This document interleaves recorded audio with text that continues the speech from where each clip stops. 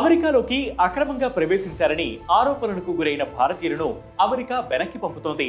ఇందులో భాగంగా రెండో విడతలో 116 మందిని US military C-17 air craft లో భారత్ కు పంపింది. మూడో విడతగా మరో 112 మందిని అమెరికా వెనక్కి పంపింది.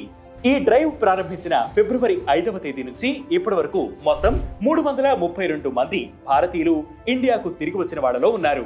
చేతులకు సంఖ్యలతో కాళ్లకు వేడిలతోనే వాళ్లంతా భారత్ గడ్డ మీద అడుగు పెట్టారు. పంజాబ్ లోని అమృత్సర్ విమానాశ్రయానికి అడుగు పెట్టగానే వీళ్లంతా కన్నీటి పర్యంతమయ్యారు. తమ కష్టాలను ఏకరువు పెట్టారు.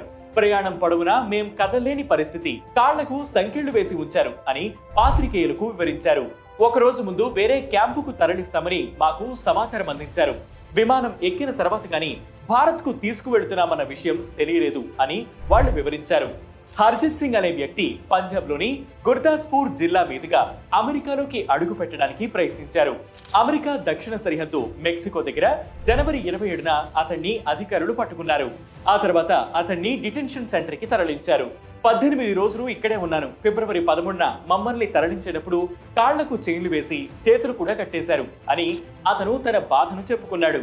అక్రమ వలసదారులుగా అమెరికా గుర్తించిన భారతీయుల్లో 104 మందిని మొదటిసారిగా అమెరికా మిలిటరీ విమానంలో, అది చేతులు కాళ్లకు సంకెళ్లు వేసి పంపడంతో భారత్లో ఆందోళనలు వ్యక్తమయ్యాయి. ప్రతిపక్ష పార్టీలు దీనిపైన గగ్గోలు చేశాయి.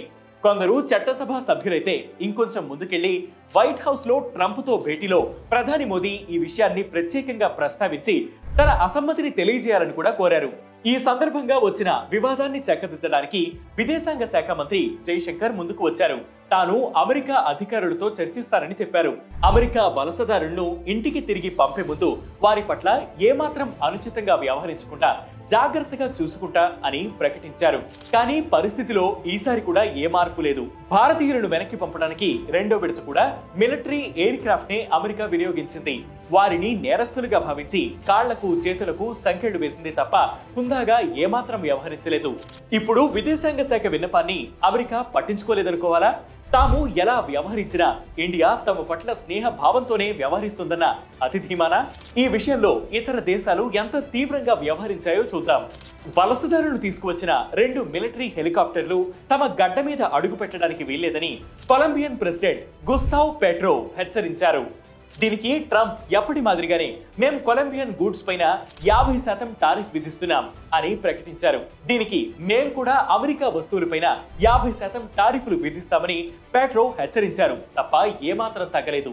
ఆ తర్వాత బ్యాంకింగ్, ఫైనాన్షియల్ ఆంక్షలని, కొలంబియన్ అధికారులపైన ట్రావెల్ బ్యాన్స్ విధిస్తామని ఇలా రకరకాల హెచ్చరికలతో ట్రంప్ కొలంబియన్ అధ్యక్షుడిని దారిలోకి తెచ్చుకున్నారు.